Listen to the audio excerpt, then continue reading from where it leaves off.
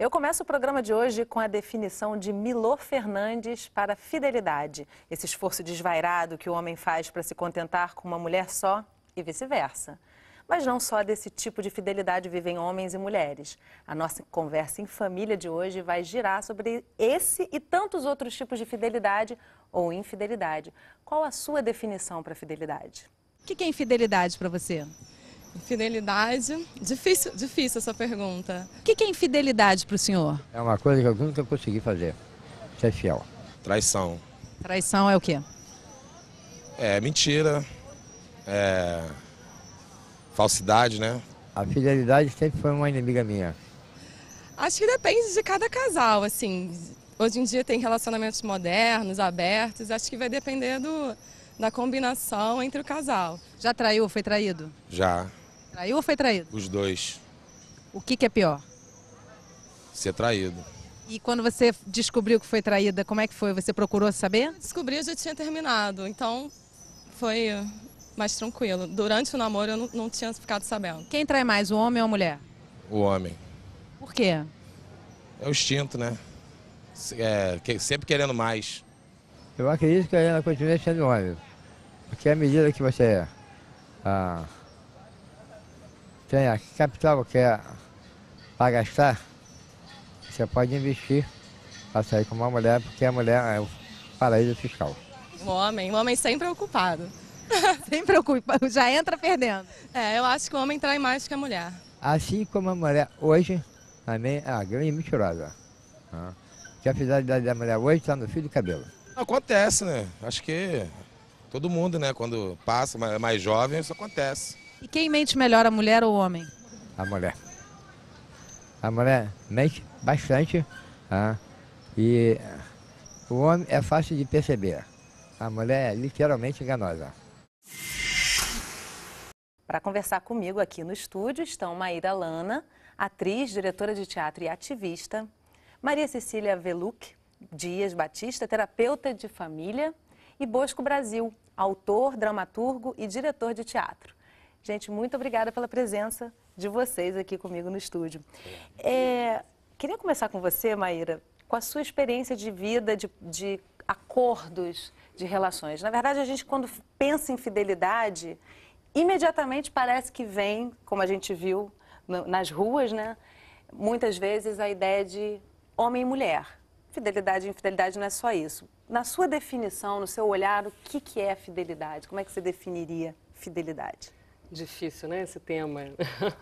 Então, tem várias maneiras de se olhar, né, para essa questão da fidelidade. Eu achei interessante, né, tem um comentário ali em que, se não me engano, um homem, né, falou que é a questão da mentira, né, a mentira, né, tratar da insinceridade, né, assim, com seu parceiro. Eu acho que tem essa questão, esse princípio, né, e uma outra menina também comentou a respeito dos combinados, né, dos diferentes combinados que são possíveis. Eu acho que isso é sempre uma relação, né, do indivíduo com o coletivo. Então, assim, é sempre pensar, né, o que é essa relação de harmonização, né, dessa convivência. É óbvio que é absolutamente necessário, porque todos somos seres singulares, únicos, né, no mundo. Então, assim, a minha experiência de vida, o meu modo de ver e de lidar, né, com as situações, ele vai ser muito diferente, né, de uma outra pessoa. Então, assim, ao construir algo, é importante que se dê atenção a determinados combinados, né, a determinadas formas de se lidar com a relação. Combinado não sai caro, né? Tem isso também, mas engraçado, assim, eu acho que quando a gente também pressupõe, né, esse ditado, né, o combinado não sai caro, quando a gente fica muito ferrenhamente dentro dessa questão, a gente também foge a uma certa transitoriedade da vida, sabe? Assim, eu também acho que às vezes é importante você estar, principalmente a pessoa consigo mesma, né? Assim, muito conectada às próprias transformações que ela sofre ao longo da vida, né? Assim, e aquela relação, a possibilidade de um término, né? Assim, que, né, a vida... Peraí, você está me confundindo, Maíra, peraí. Dá para falar de fidelidade ou infidelidade sem tratar do assunto com o parceiro? Ou se a gente falando de fidelidade, não se conversou nada, o que é fidelidade quando você não conversa nada? Quando a gente pensa em fidelidade, vem de fidelis, é confiança, compromisso. A quebra do compromisso, a quebra da confiança é que dá a infidelidade. Qualquer compromisso ou qualquer tratado, acordo que exista e quebrado, a pessoa foi ou desleal ou infiel. Aquilo que foi tratado com o outro. Se não foi tratado nada, está subentendido, cada um precisa perceber. O acordo não precisa ser explícito. Muitas vezes ele é implícito nas relações marido e mulher ou nas relações amorosas, é geralmente implícito. Até aqui no Brasil, pela monogamia. E até um bom sinal de qual é o tipo de acordo é o volume, o nível de ciúme, né? Como é que a dramaturgia, Bosco, retrata a fidelidade? Eu lembro de um filme, quando era garoto, que chamava A Infidelidade ao Alcance de Todos. Porque havia, naquele momento, tecnologicamente, a grande descoberta era o rádio que tocava, que tinha um som muito bom e que se chamava um rádio de alta fidelidade. Era fiel ao som. Era fiel ao som. Era exatamente como ele era emitido. Exatamente. É mais ou menos o que é hoje a alta definição. E eu acho que isso tem a ver com essa ideia de acordo, né? O acordo é implícito porque ele é construído, né? Ele é construído durante a convivência, né? E ele depende muito dessa alta fidelidade, dessa alta definição, como eu falei, quer dizer, ou seja, você tem que estar muito claro, né? Você tem que estar muito transparente naquilo que você está investindo naquele momento, naquela relação. O teatro, o cinema, a dramaturgia, os romances em geral, tendem a trabalhar a infidelidade de modos extremos, né? Ou no farsesco ou no trágico, né? O que lembra aquela famosa frase marxista, né, de Marx, né, que a história se repete duas vezes, a primeira vez como tragédia e a segunda como farsa, né? Ou seja, ou você vê a questão da infidelidade como uma ruptura com o ser, né? Ou você vê como uma ruptura com a sociedade. Quando é uma ruptura com a sociedade, ela sempre tende a ser engraçada, né?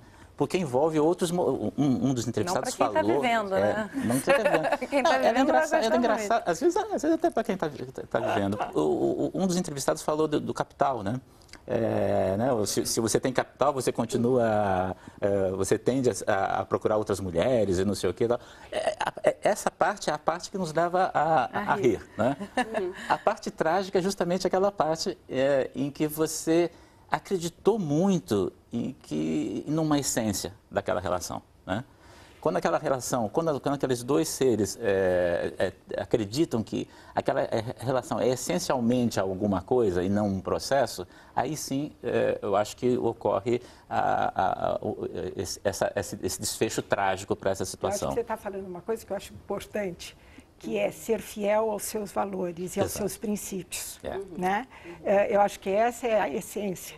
Né? Essa é a essência. Eu sou fiel aos meus valores e aos meus princípios. Exatamente. E pode ser que os meus valores e os meus princípios me direcionem a ter uma vida a dois, porque é o que quase todos falam, né? De ter uma vida a dois comprometida, com o outro. Exato. Né? Um dos problemas da traição ou da infidelidade amorosa está justamente nisso, na ética do valor. Qual é a ética daquela pessoa, né? E que vai ser provavelmente construída num processo ao longo da vida dele, das relações até de início de vida, né? Então, das relações familiares porque até. isso se modifica também, né? Então, às vezes, assim, já me aconteceu muito de fazer combinados ao princípio, de conversar muito a respeito da construção de uma relação no princípio, e isso se transformar. Né, assim, mas, curiosamente, assim, depois de uma certa idade, de um relacionamento que foi muito longo, assim, eu tive um relacionamento de quase 7 anos, mais recentemente, eu sei que o que aconteceu foi que a gente estava sempre muito atento a essas transformações, sabe? Assim, um dos nossos princípios básicos de relacionamento era justamente conversar sempre, sabe? Assim, sempre que a gente sentisse que tinha alguma coisa, né, fora do lugar, que a gente conversasse a respeito e que nenhuma das nossas vivências externas àquele relacionamento, né, assim, que não influenciassem negativamente o relacionamento, ela nos dizia respeito enquanto casal, né, dentro daquela relação. Então, assim, de fato foi um relacionamento muito bonito, assim, construído sobre bases muito sólidas. E né, sem assim, infidelidade, né? Porque acordado... Dentro, Eu acho que a dor não está na infidelidade, a dor está no fim. Né? Goethe dizia que a tragédia é a separação, é a grande tragédia.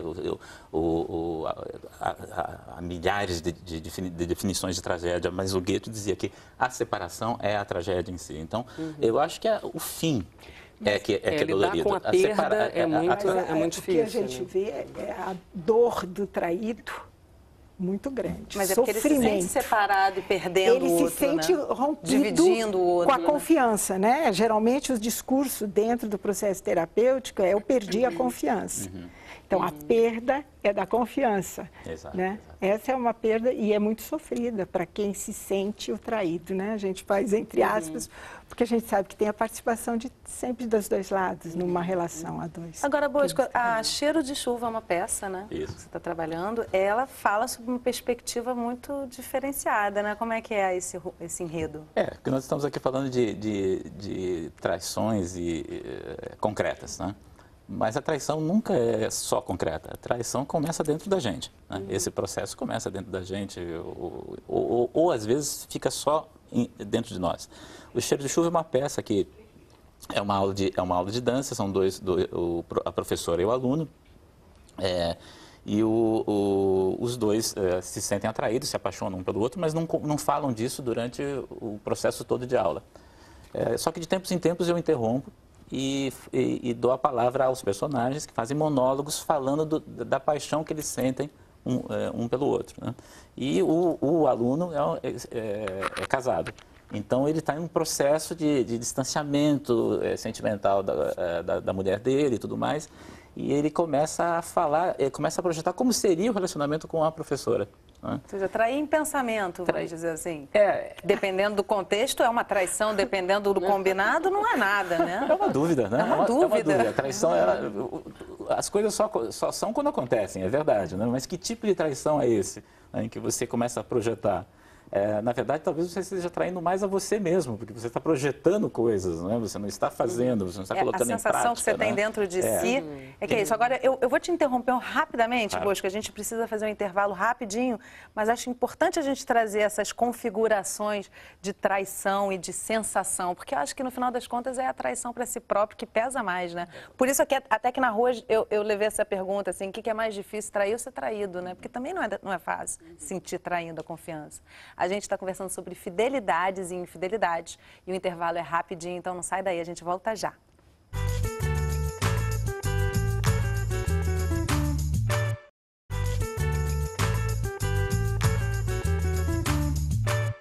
Estamos de volta conversando sobre fidelidade. Comigo no estúdio, o Bosco, a Maíra e a Maria Cecília.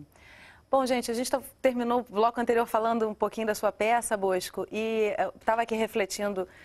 Infidelidade dá pano para várias canções, peças e tal. Fidelidade nem tanto, a fidelidade é meio monótona. A fidelidade é meio monótona.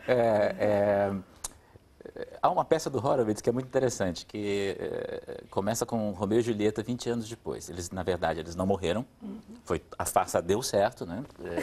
Então eles não morreram e continuaram a vida longe da família, ninguém sabe. E 20 anos depois eles estão num tédio danado, que eles não se suportam mais. Chegaram à conclusão que era melhor ter acontecido mesmo aquele envenenamento, esfaqueamento. Os são simples que acabam rápido, Exatamente. na hora da paixão. É engraçado, o Gustavo Caligares que fala isso, né, que são dois tipos de casal, né, que o cinema reproduz muito bem. O casal que luta para ficar juntos, né? Aí, ao final do filme, eles ou não ficam ou ficam, mas, enfim, se ficam, a gente não sabe o que aconteceu depois, porque vem o fim e acabou. E aquele casal, que é o casal mais gostoso, mais interessante, que passa por uma pulsão de aventuras, né? A jornada do herói é sempre isso, né? O personagem perde a mocinha e corre atrás da mocinha. Você acha que isso influencia, Maíra, também essa construção cultural do ser monogâmico ou permitir-se ao poliamor, por exemplo? Essa construção, você diz? Essa construção cultural que a gente vê muito, né, na ficção. reflete? Enfim, nossa, se a gente for falar sobre essa construção cultural, ela vem, enfim, eu consigo enxergar, por exemplo, essa questão do patrimonialismo, não eu particularmente, mas lendo a respeito, né, assim, nessa transição do paleolítico para o neolítico, né, assim, na medida em que você, né, passa de um sistema de caça para um sistema de agricultura e que você tem a delimitação de terras e aí passa a ser uma posse, né, as terras passam de pai para filho, né, e que você tem, né, o meu marido, a minha esposa, os nossos filhos, né, assim, toda uma relação, toda uma relação de posse, né, assim, tem essa relação de posse aí já traçada desde essa época. E assim, essa questão da traição associada ao sexo, né, assim, que remonta, né, sobretudo ao cristianismo, né, assim, as nossas raízes no cristianismo, enfim, que tem toda essa relação da culpa, né, assim, do sexo com uma culpabilidade, enfim. Então, é óbvio que tem uma construção assim muito anterior, né? Essa questão do implícito que você estava falando no bloco anterior, é implícito se você não faz um combinado, né? Assim, fora da convenção, é implícito que, né, num casamento, no acordo matrimonial invisível, digamos assim, né, não se pode ter uma relação sexual, uma relação extraconjugal. Mas, né? como você estava falando, a monogamia é uma definição e uma colocação sociocultural. Né? Exatamente. Porque se você olhar para as teorias evolucionistas da sexualidade, falando nessa relação traição ligada a sexo, nós somos animais e como animais, na sequência dos animais, né, a escala mais alta, os primatas, os mais próximos, eles têm uma relação família, mas também relação com outros macacos, né? Outros primatas. Ou seja, a evolução... Tem ciúme, né, nessa gente? O que acontece é que, como existe a monogamia para manter a sua propriedade privada, a posse, né? A gente tem sociedades poligâmicas. Conhecemos no Oriente, né? Então, a monogamia é sociocultural. Se você pegar ela com a espécie animal, nós não seríamos monogâmicos, né? A princípio. Agora, gente... Mas é uma estrutura montada socialmente, a qual nós nos comprometemos, na medida que as aceitamos. Nascemos e crescemos dentro disso. E aí, compramos. Não, mas nos comprometemos a isso, a essa fidelidade ou a essa relação monogâmica. Então, quando eu fui às ruas fazer aquele Povo Fala, eu encontrei um casal que, a priori, estaria junto com todos os outros ali fazendo comentários. Mas eles foram tão interessantes, porque justamente sendo um casal, eles começaram a debater o assunto, que a gente separou esse trechinho. Vamos ouvir o que eles falam. Você já traiu ou foi traído? Não, eu nunca traí. Minha mulher até ela pode estar de prova. O que é infidelidade para você? Infidelidade? Traição, né? E o que é traição? Ficar com outra mulher. 3 filhos. É loucura eu querer ficar com outra pessoa. Nem se quiser, nem se tiver, não dá vontade. Não tem, né? Espero que não. Quem trai mais, gente, o homem ou a mulher? Eu acho que o homem trai mais, né? A mulher trai, mas trai mais bem feito. É mais difícil descobrir a mulher. Eu acho que o homem trai mais, assim, porque o homem é burro, né? O homem é burro por quê? Burro. O homem dá mole, né? Deixa rastros. Muito. Ele não. Não descobri nada por enquanto. Ninguém gosta de ser corno, né? Aquela uma situação chata, até com os amigos próprios. Pô, me traiu que tal fulano e tal. A sociedade hoje aceita menos esse tipo de traição? Depende aonde você está vivendo. Né, a sociedade, a gente mora em Curitiba. A gente tem um núcleo de amigos. O nosso núcleo de amigos, a gente não aceita traição. Se eu ver um amigo, uma menina, mulher do amigo meu, traindo, a gente vai entregar. Não, é você não ser fiel ao seu amigo, à sua amizade. Que também não é só infidelidade, não existe só marido e mulher ou namorado. Tem que ser amigo, eu sou fiel ao meu filho, eu sou fiel ao meu time, tem que ser fiel às coisas que você acredita. Os homens geralmente protegem um pouquinho mais os amigos? Certeza. Se fosse seu amigo que trai, você ia ligar para a mulher do teu amigo contar que ele está traindo ela? Não sei, se eu gostasse dela. Uma relação linda, filhos no meio, um dos dois dá uma pulada de cerca por uma fraqueza, mas a relação familiar é toda bonita e tal, o outro não está sabendo, o que traiu está arrependido, vale a pena ir lá e contar? Eu acho que não vale a pena contar. Negue até a morte. Traiu, mas foi uma escapada. A família? Não, eu não faria. É melhor não falar? Eu não falaria. Isso também é ser fiel à sua amiga? Seria, com certeza. É interessante que vem vários vultos aí do que pode vir a ser fidelidade ou não. Começando com você, Cecília, essa questão do homem trair mais ou menos que a mulher, existem pesquisas já trazendo isso, Existem né? pesquisas. Aqui nós temos uma pesquisa feita pela Universidade de São Paulo e nessa pesquisa 50% homens traem e 25 e pouco mulheres. Mas ou as seja, mulheres metade. falam de verdade? Essa é a questão, né? Na pesquisa sempre a gente vai... que seja Será verdade. que os homens falam de verdade, né? Porque eles também podem querer tirar uma vantagem, Nos né? Estados Eu sou muito Unidos, macho, né? Assim, eu como nos Estados toda, Unidos, né? a pesquisa chega a ser 30% as mulheres. Quer dizer, pouco ainda mais. tem isso também, né, Maíra? Assim, para o homem, a infidelidade, pelo que ele disse ali, para os amigos pega meio mal também trair. Né? Cortar Bom, ele está aquele diante da compromisso. esposa dizendo isso, faz, né? faz toda a diferença. Mas para os homens, parece assim que a mulher que traiu, ela é uma mulher que não poderia estar no meio social. Para o homem já é uma coisa de masculinidade, isso ainda cabe na sociedade hoje? Infelizmente as coisas mais estranhas cabem numa sociedade hoje. Mas a gente tem que levar em consideração que as coisas elas estão em construção, estão mudando, né? A própria ideia de gênero já é uma imposição sociocultural, né? A gente está falando, é possível que, provavelmente alguém se perguntou, mas peraí, os homens traem mais que as mulheres? Como assim? Eles traem com quem? Né? A pergunta provavelmente deve ter vindo imediatamente à cabeça. Isso é uma boa questão. O outro lado, que está ficando junto com essa pessoa que é casada, por exemplo, também está traindo na concepção de vocês? Ou seja, a outra pessoa não tem relação com ninguém, está ali só... Eu acho que as construções... Essa também é uma construção interessante em relação imposta à mulher como gênero, né?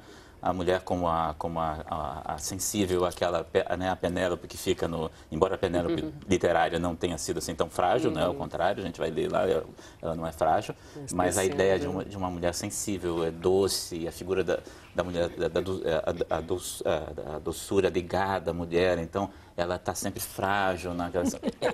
Isso também é uma imposição sociocultural. Está mudando. Está mudando, né? Essa figura da mulher mais forte, né? É uma figura que ainda é um pouco chocante para o próprio homem, né? O próprio homem vê no momento da traição a mulher como mais frágil, né? O próprio homem introduz esse elemento, né, muito forte, né, de construção sociocultural de uma figura mais fraca, mais frágil, que precisa ser protegida, né? Agora, isso está em mudança. Mas né? a pessoa que traiu, entre aspas, com alguém que está livre e desimpedida, que eu acho que foi uma pergunta que você fez, ela não tem traição, não está cometendo infidelidade nem traição, porque ela está traindo a quê? A quem? Né? Qual foi o acordo ou o compromisso que ela rompeu? Nenhum. Se ela é livre e desimpedida, conforme você está dizendo. Isso é uma outra questão que eu queria trazer para você, Maria Cecília. A gente vive hoje, décadas depois da permissão do divórcio, ou seja, antes se traía muito porque era um casamento eterno. Hoje, com essa construção da possibilidade do divórcio já tão antiga, né? E também com todas essas possibilidades de diálogo que existem.